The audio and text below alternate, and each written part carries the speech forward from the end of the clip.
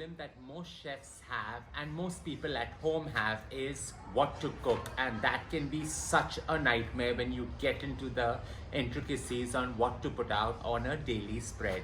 My pulled apart, barbecued and peri peri pork belly is one such dish that, though stylish when you pair it with either a Waldorf salad or some baby potatoes, can also form great leftover renditions in a sandwich or just as a glorious side on the side.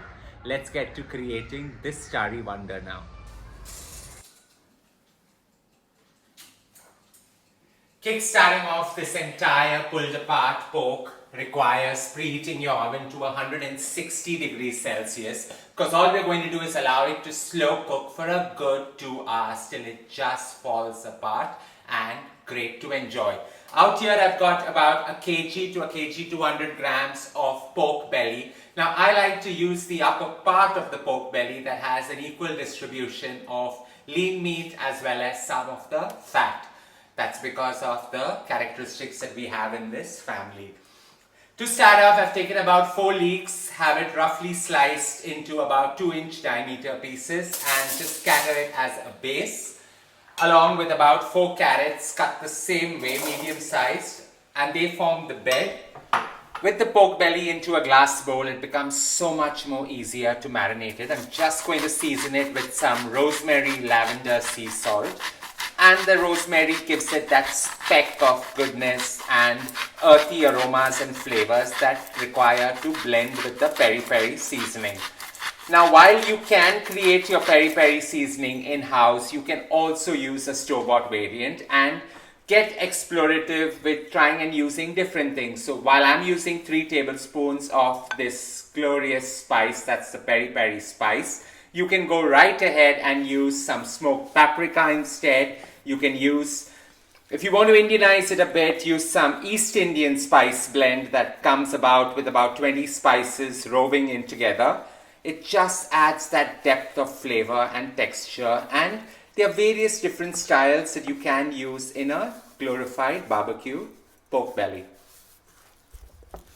While I've allowed this entire creation to sit for about 15 minutes just so that the flavors absorb with each other, it's time now to add some barbecue sauce. So I'm using a habanero barbecue sauce. Just go right ahead with about 50 mils of it and just allow it to mix along with the meat, the peri peri spice and everything together. Allow this to sit for another 15 minutes. And all you need to do is put it on the leeks and carrots that we have lined in our baking tray. As this is a pulled apart, it's not required to be tied or trussed because you want it to fall off and absorb all the flavors. But at the same time, I'm just putting every bit of marination, going as clumsy as I can, but to get every last bit of goodness in.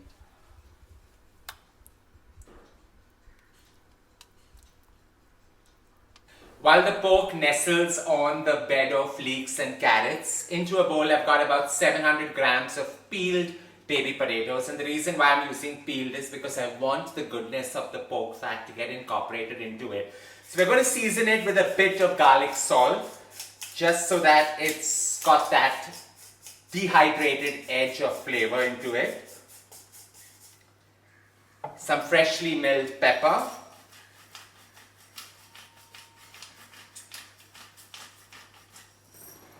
Some freshness and heat coming together with some ginger, so about ½ inch of minced ginger going in, and we're just going to nappe the entire thing together with some olive oil.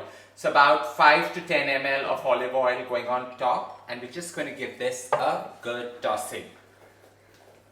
All we are going to do is nestle this on the side so that they cook, and slow cooking them just gives them all that essential flavors that the entire barbecue pork belly brings to this entire creation.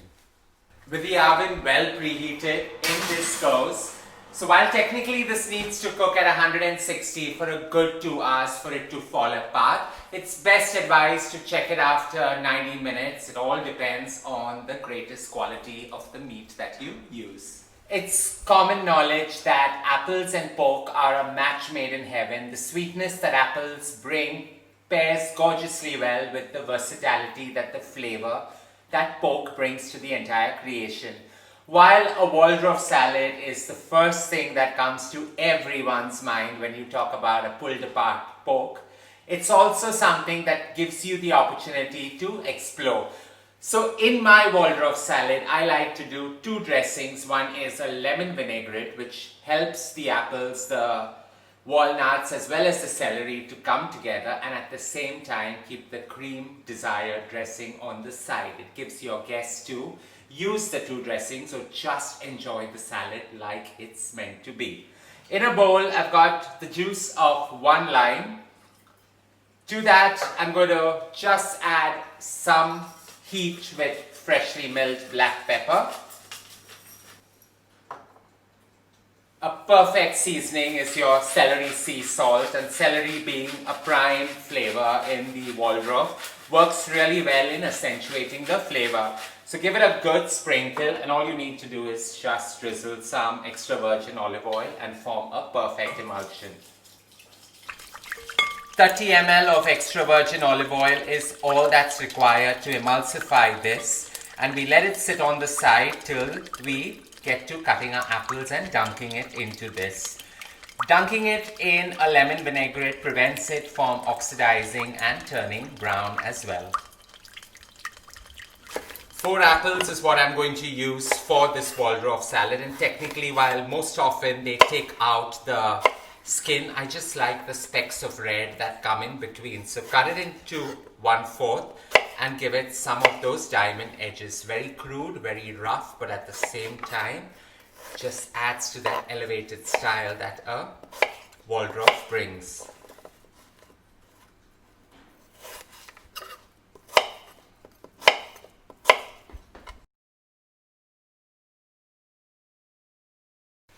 Four apples, as soon as they are cut, go straight into the vinaigrette and give it a good toss so that it's well coated with the vinaigrette. And now it's all about adding the other ingredients into this bursting with flavor, lemony goodness of a salad. So in goes about 50 grams of walnuts, roughly chopped. You don't need to be too sharp on getting it right. And about 2 stalks of celery, finely sliced, just to give it that burst of flavor. Now here's where I'm going off the beaten track with about 250 grams of asparagus spears. So just blanch them, and these specks of green work really well in the over sharp flavor that apples, walnut and celery bring to this creation. So put those in, and all it needs is a good tossing.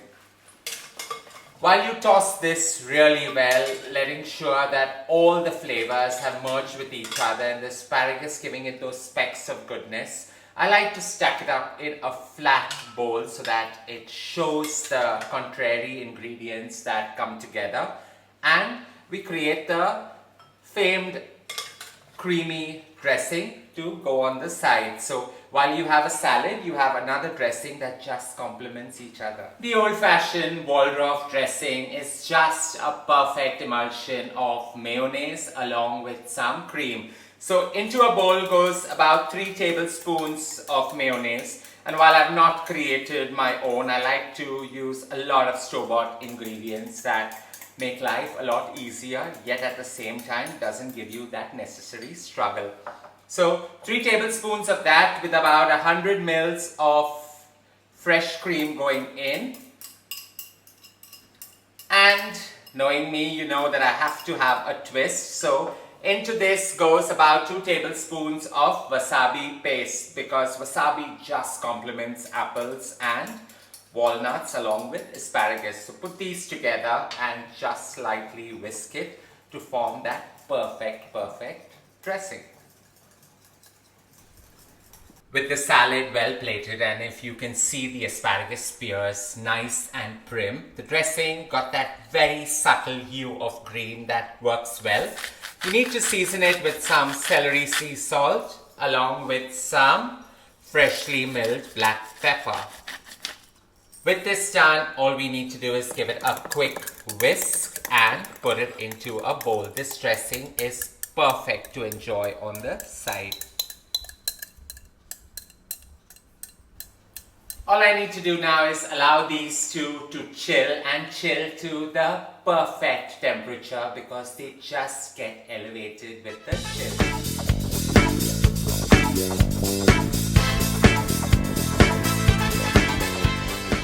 Allowing the pork to cook for a good 2 hours. Although I said 90 minutes, I've just let it sit for another 30 minutes so that it gets loose and absorbs all the flavors. This is nearly ready. The potatoes have absorbed all the fat that has rendered from the meat. All we're going to do is take it out, separate the potatoes in another bowl and shred the pork now. A perfect pulled pork in the making.